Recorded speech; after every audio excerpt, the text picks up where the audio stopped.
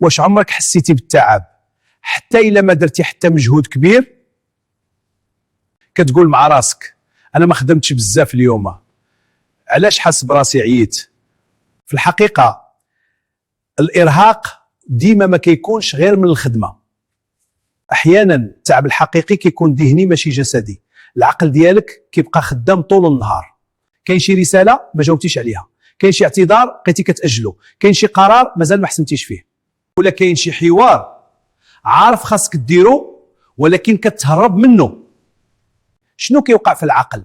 هاد الامور كاملين كيبقاو خدامين في العقل ديالك في الخلفيه طول النهار، بحال شي برامج محلولين في الحاسوب، وكل برنامج كيستهلك شويه من الطاقه. في الاخير كتحس براسك عييت، ولكن الحقيقه التعب ماشي جسدي، التعب ذهني. الحل الا بغيتي ترتاح حاول تسد هاد الدوائر، حاول تجاوب الرساله، حاول تحسم القرار اللي عندك، وحاول تعتذر الا كان شي اعتذار، حيتاش كل حاجه كتسدها كتريح العقل ديالك. الخلاصه بعض المرات ماشي العمل اللي كيعينا، ولكن الاشياء اللي بقينا ماجلينها. الى عجبكم الموضوع خليوا لنا ملاحظاتكم في التعاليق، ونتلاقاو قريب ان شاء الله في موضوع جديد.